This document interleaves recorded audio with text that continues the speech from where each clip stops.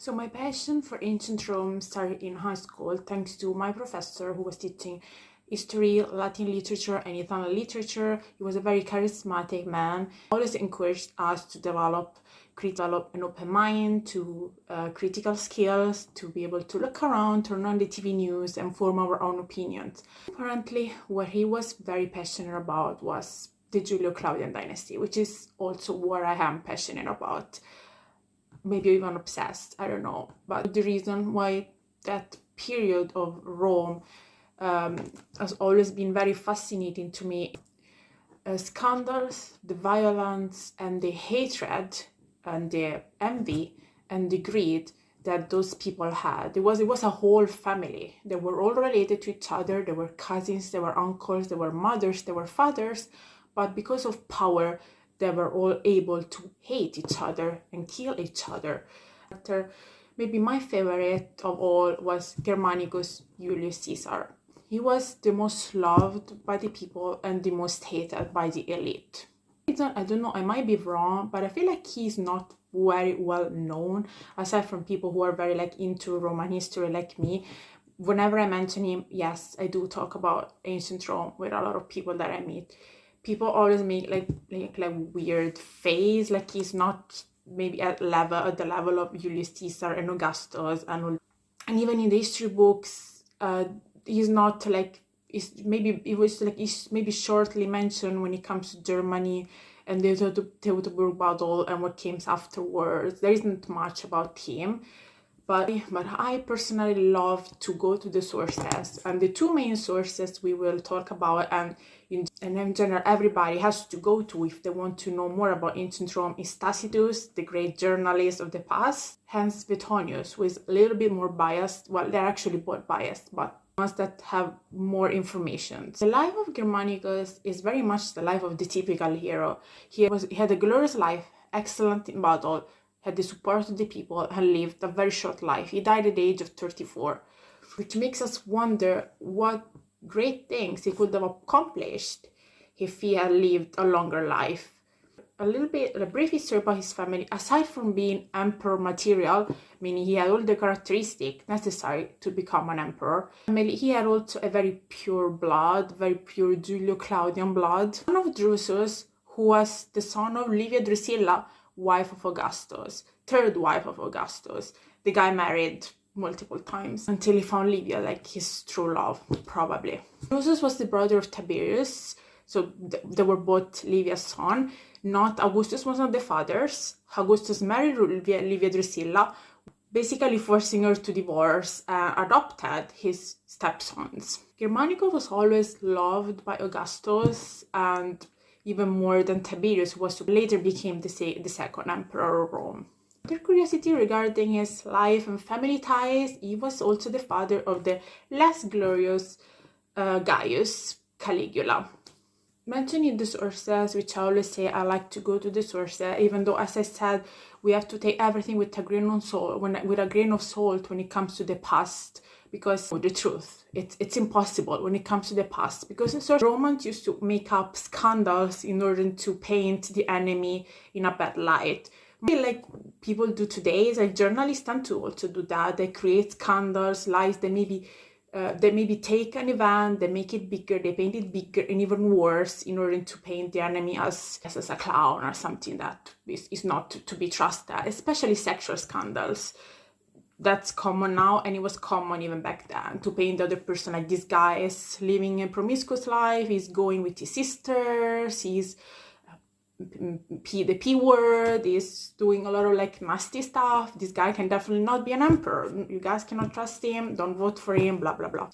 Now, as I said, Germanicus was fully supported by the Romans, the Roman people, the plebs, and also by Augustus.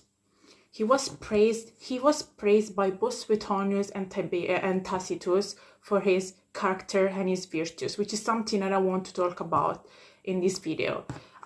I like to talk about virtues and what it means to be a virtuous person, a virtuous man. There is a lot of talk about what it means to be a man or a virtuous man, how are men supposed to be, and it's very interesting to look at what the Romans used to think about what it means to be a man, a valuable man, a man of value, someone who should have power, who is deserving of power and support. And Germanicus was definitely that type of person. He was very excellent. He was an excellent soldier. He had the support of his own soldiers, but before that, his own name was given to him and also to his father because of the success he had in Germania, the barbarians during Augustus' time, and that name was given to him and stayed to him, much like Britannicus, the son of the Emperor Claudius. Same were given to valuable soldiers to like mark like the glory. This guy was excellent in this battle. He slaughtered so many Germans, and that's his name. And of course, he also came back to Germany after the Teutoburg failure. Came back together with his uncle Tiberius, who adopted him for like revenge against Arminius. And he was married to Agrippina. And very interesting also the relationship with his wife. His wife was a very strange woman. She always followed him in battle. She was very present. She was very supportive. Even when pregnant, she was following him. She brought her kids. They had 9 kids, but only 6 survived. Caligula was one of them. And his sister Agrippina, mother of Nero, was also one of them. Caligula used to follow him. He was a little boy when he was in the camp with other soldiers, and that's how he got his name Caligula, a little bit by the other soldier, because the mother used to dress him like a little soldier, like, yeah, be like your dad and follow him and be as glorious as your dad. Sadly didn't happen. Wife was like a very strong woman. She had a very strong personality, but also a very devoted wife, and they seem to have had a loving relationship. Germanicus is described is a very unique way. It's very much emphasized how kind that man was. He was a very generous with his soldiers. He was admired. He was humble. He wasn't boasting. He wasn't particularly ambitious. He was not interested in becoming an emperor. Greedy. He was probably a republican. He was described as a democratic man, a republican man.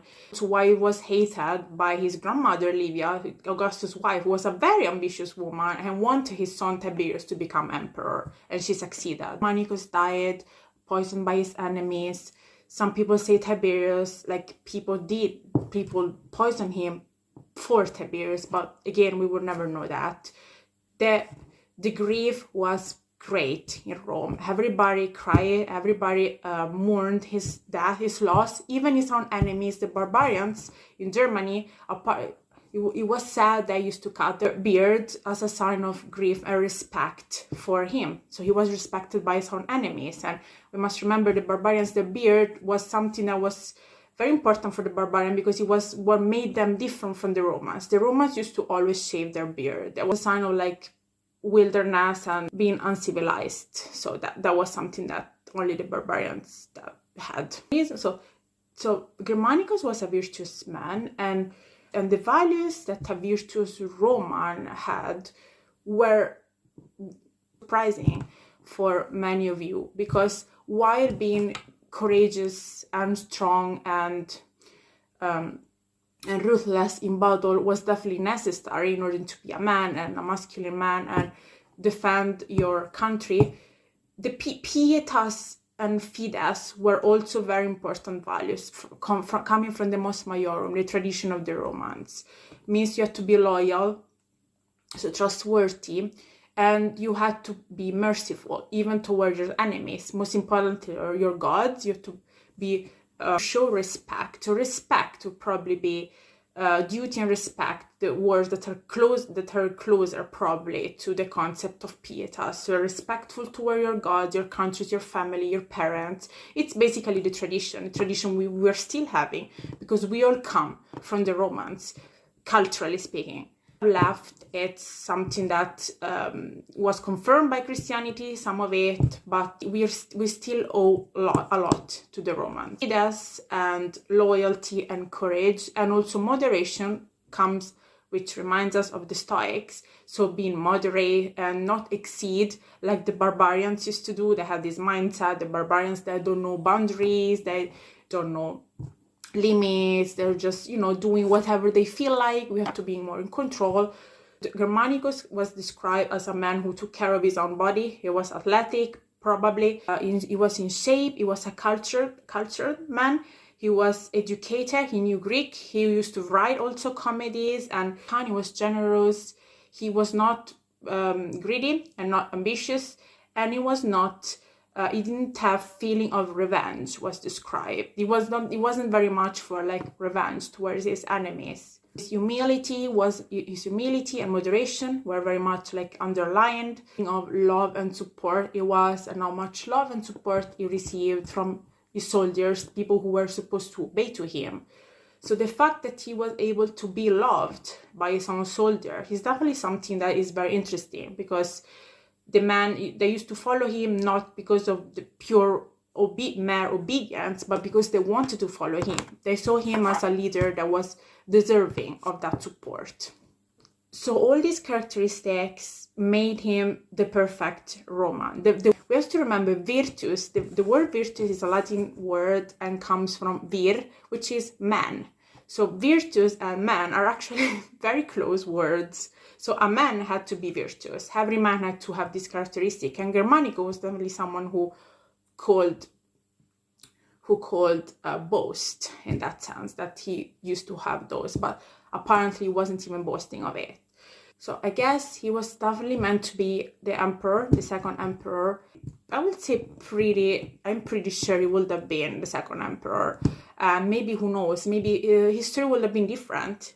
Although Caligula was then the third emperor, he would have probably been still the third emperor, but maybe, who knows, maybe he would have been different. Things would have been different with him if his father stayed alive for a longer time. I think it's so interesting to reason about virtues and what makes a man man and what made a man man in the past compared to today. And the fact that for the Roman, masculinity and being a man was being able to combine that, being brave and courageous and strong physically and morally, but also with kindness and humility. Boasting wasn't seen as something to be proud of. Pride wasn't seen as a virtue. Humility, moderation, not being particularly ambitious were seen as virtue. And I think that's just very interesting.